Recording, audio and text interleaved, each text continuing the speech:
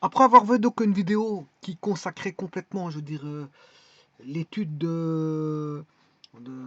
comment est-ce qu'on appelle ça, de l'ordre d'une condition dans une famille d'ensemble de points, je me suis rendu compte que dans la vidéo, en la parcourant, ben, que je me suis trompé. J'ai mis les erratums dans la vidéo précédente, mais je compte pas la recommencer complètement parce qu'elle a pris du temps, il y a eu d'énormes explications qui ont été fournies. Simplement ici, je vais corriger dans cette vidéo les petits erratums qu'il y a eu dans l'autre, mais ici, je vais essayer de clarifier les choses. Bon, tout avait peut-être presque fait, mais je me suis rendu compte qu'il y a il y a des erreurs dans les équations que j'ai mis. Donc ici, je vais corriger cette vidéo, ça va aller très vite. C'est juste que je vais poster bien sûr, en lien avec la vidéo précédente, parce que je me suis rendu compte qu'il y avait des problèmes. Dans les écritures des équations, j'ai complètement fait des petites erreurs, donc que je vais corriger ici. Alors, la première des choses, dans l'ordre des conditions d'une condition dans une famille d'ensemble de points, j'avais tout expliqué. J'étais arrivé à la définition et donc je devais appliquer euh, pour les contraintes d'un plan, passage, passage par un point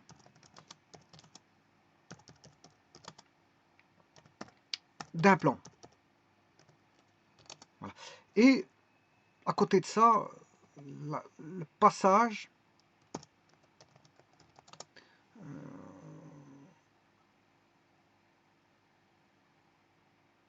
passage par un point d'une droite. Bon, cette vidéo va être très courte parce que bon, toutes les explications ont été fournies dans la vidéo précédente. Elle fait référence à la vidéo précédente.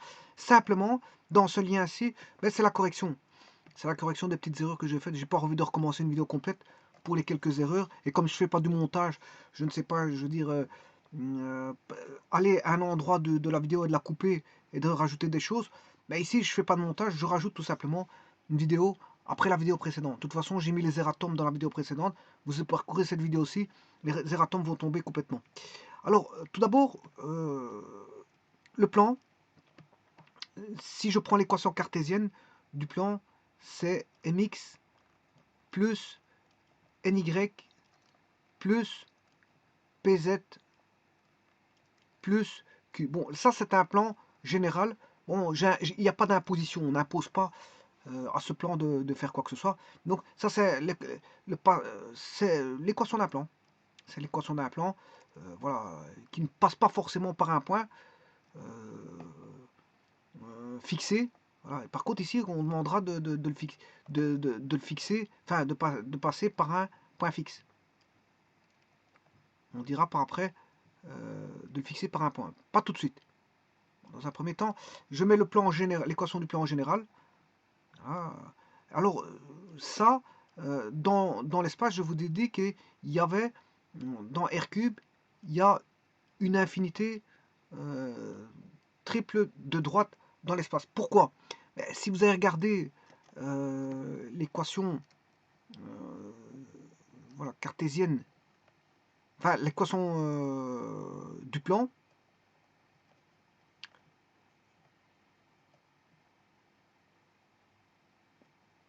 on aura x, bon, moins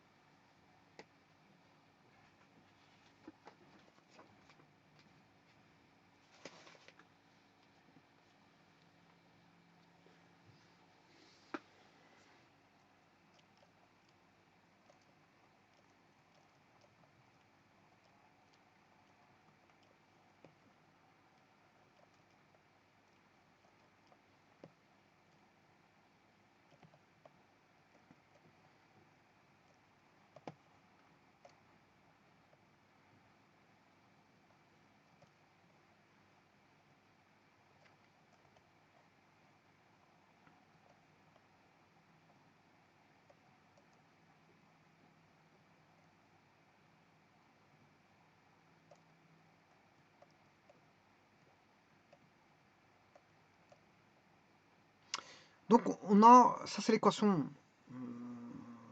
d'un plan. On peut le mettre sous forme d'une matrice, hein, je vous l'ai déjà dit, parce qu'on résout le système et on passe par le système d'équations. Contrairement aux droites, bon, on passe par une équation coutumière qui est semblable à celle-là, hein. Les droites, c'est juste ceci, mais on ne met pas dans un système d'équations. Mais voilà, les droites, c'est ceci. Voilà, vous avez ceci.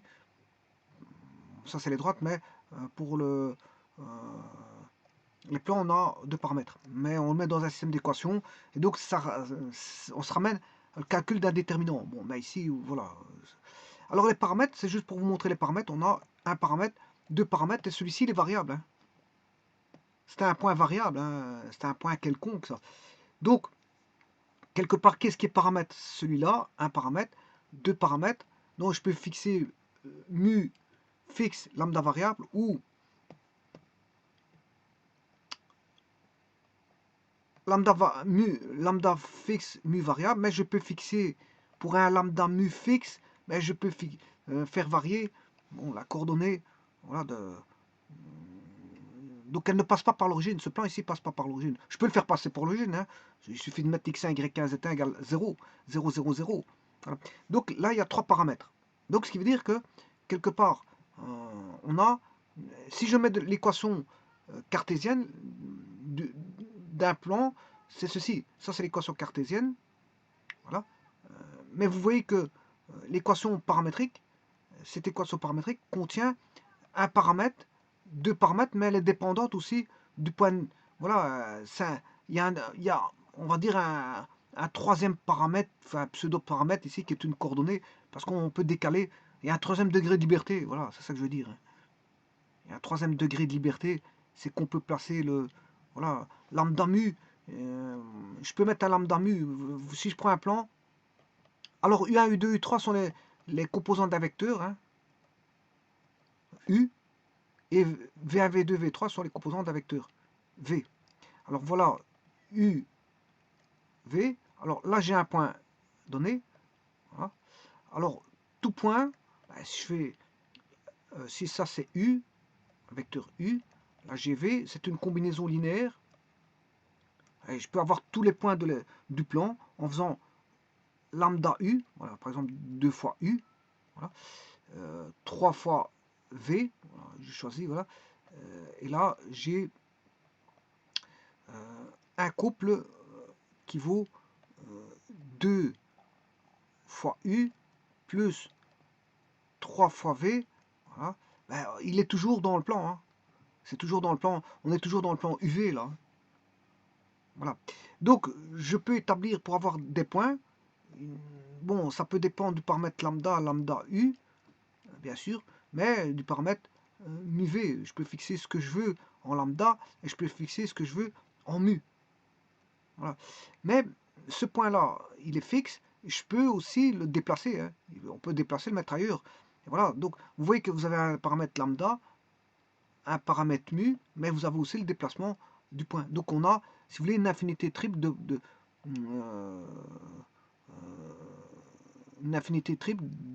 plans dans l'espace. Parce qu'il est dépendant de trois paramètres. Bon, donc là, je l'ai mis en équation cartésienne. Maintenant, je vais le fixer. Je vais fixer maintenant par un point, passage par un point. Le passage par un point, ben, le point doit vérifier les coordonnées de l'équation. NY1. Donc, le point de passage A, c'est X1, Y1, Z1. X1. Voilà, là, c'est fixe, hein. Voilà, là, c'est fixe. Voilà, donc, là, j'ai fixé le paramètre, si vous voulez, le paramètre là. Le paramètre ici, voilà, le point, il est toujours là. Ça veut dire qu'on ne se déplace plus sur le point. On a fixé un point donné. Ça veut dire que ce point-là, maintenant, il est plus c'est plus considéré comme un pseudo-paramètre, mais c'est une constante. Puisque c'est x1, y1, z1 qui est fixe. C'est une constante. Donc, ce qui veut dire que cette fois-ci, on a m de x1 plus n de y1 plus p de z1 plus q qui vérifie l'équation du plan, parce que c'est f de x, y, z, c'est f1 de f, comme x1, y1, z1 appartient au plan, a appartient au plan, parce qu'il passe par le plan, hein, si je dis que A appartient au plan pi, que j'appelle pi ici, c'est un plan pi quelconque, pi variable, hein, voilà, pi variable, A appartient à pi variable, ben, ça veut dire que aussi pi variable passe par A. Bon, ça, vous le savez, mais ça veut dire que si l'ensemble des points se trouve dans l'ensemble du plan, enfin, si le point A est contenu dans l'ensemble des points du plan, ça veut dire que la coordonnée de A dans un repère orthonormé direct vérifiera l'équation f de x1, y1, z1 égale 0, c'est-à-dire mx1 plus ny1 plus pz1 plus q égale 0. Maintenant, sachant cela, si je soustrais les deux, j'ai la nouvelle équation du plan qui est mx moins x1 plus ny moins y1 plus p z moins z1 q moins q ça fait 0 et reste 0. Et là maintenant comme je viens de vous dire qu'on a ça, il faut le voir avec l'équation paramétrique, on est passé d'une infinité triple à une infinité double parce que celui-ci maintenant c'est plus un pseudo-paramètre, c'est une constante. Donc on est passé plus qu'à deux paramètres, tout dépendra de lambda de mu et non plus voilà, ici on a fixé le point là. Donc il n'y a plus qu'une infinité double. Donc on est passé d'une infinité triple à une infinité double. Donc là, ce qui veut dire que là, si vous avez compris la vidéo que j'ai fait précédemment sur ça, on est passé d'une infinité triple à une infinité double de plans dans l'espace. Ça veut dire que l'ordre, la condition, c'est une condition simple. Parce que l'ordre a été réduit de 1. On est passé de l'ordre 3 à l'ordre 2. Donc, on est passé 3 à 2, on a réduit l'ordre de 1. Ça veut dire qu'on a une condition simple. Donc, dans l'espace, le fait de faire passer un plan, les plans, il y en a une infinité triple dans l'espace, le fait de mettre une contrainte, une condition à un point de passage A, va réduire l'ordre de l'infinitude. On va passer de l'infinité triple à une infinité double, et on va se ramener à une condition simple, c'est-à-dire il ne restera plus que deux variables, deux paramètres, je m'excuse, deux paramètres. Bon, ceci étant dit, ça c'est pour les plans. Maintenant, faisons la même chose pour les droites.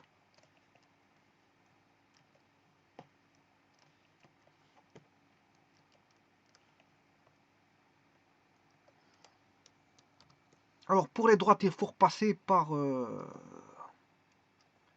l'équation cartésienne, enfin, je m'excuse, l'équation réduite de l'intersection, d'une droite vue comme intersection de deux plans. C'est-à-dire que j'aurai la droite D qui est vue comme x égale mz plus p y égale nz plus q. Et là, on voit bien qu'on a 4 paramètres. Donc, on a une infinité quadruple de droite. Ça, c'est l'équation réduite de la droite. C'est là qu'on voit les paramètres. On a 4 paramètres. On a une infinité quadruple de droite dans l'espace. Une infinité quadruple de droite appartenant à RQ. Maintenant, si je fixe le passage par un point donné, eh bien, à ce moment-là, je vais faire passer par le point x1, y1, z1, parce que A a pour coordonnées x1, y1, z1. Voilà. Donc on aura x moins x1, y moins y1 est égal à m z moins z1, voilà, est égal à n z moins z1. Voilà, et là on réduit le tout voilà, au travers de deux paramètres. Il n'y a plus que deux paramètres.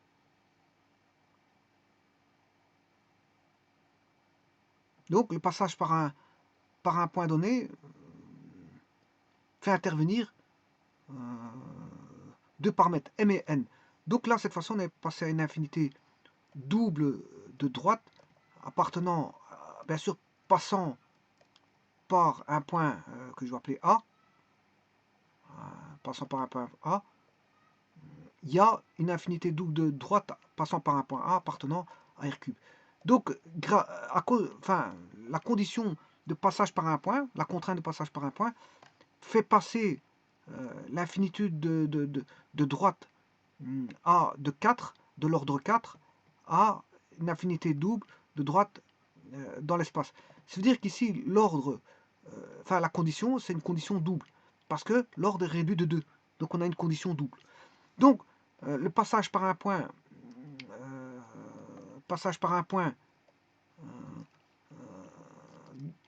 le passage d'un plan par un point dans l'espace est une condition, si vous voulez, simple, parce qu'on passe d'une infinitude de une infinitude triple de points de plans, une infinité triple de plans dans R3, on passe à une infinité double de plans, passant bien sûr par un point que j'appelle A, dans R3. Donc comme on a réduit l'ordre de 1, ben, on a une condition simple, et l'autre on a réduit l'ordre de 2, ben, on a une condition double, tout simplement. Voilà, et là j'ai plus fait d'erreurs parce que j'ai fait des erreurs, des petites erreurs de traitement, si vous voulez, dans la vidéo précédente, et c'était à ce niveau-ci. Bon, je sais plus ce que j'avais écrit, bon, en tout cas je me suis trompé dans les équations. Ben, là je rectifie le tir, tout est bon cette fois-ci. Mais de toute façon les explications étaient claires et nettes, mais c'est juste que je me suis trompé dans les équations, hein. C'est juste ça. Donc j'ai bien dit qu'on passait d'une infinité triple à une infinité double en passant par les points, mais je me suis trompé. Je sais plus où ce que je me suis trompé, mais en tout cas j'ai fait deux petites erreurs au niveau du plan et au niveau de la droite. Donc c'est pour ça que j'ai rectifié le tir par une vidéo supplémentaire pour remettre les choses au point, parce que même avec un erratum écrit, bon, certains ne risqueraient pas de comprendre mon erreur où elle est. Bon, ce serait peut-être une confusion pour eux. Donc pour bannir la confusion, je préfère faire une vidéo erratum qui rétablit voilà, la confusion qui a été amenée par moi-même, parce que c'est moi qui me suis trompé. Donc c'est moi qui, en me trompant, je ramène une confusion. Hein, ça d'office.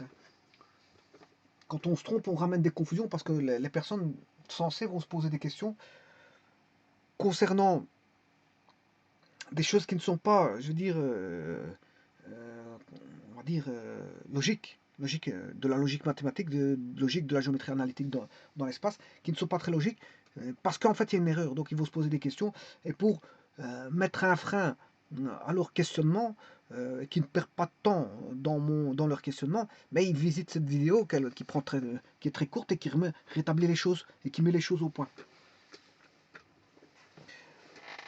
Je vous remercie.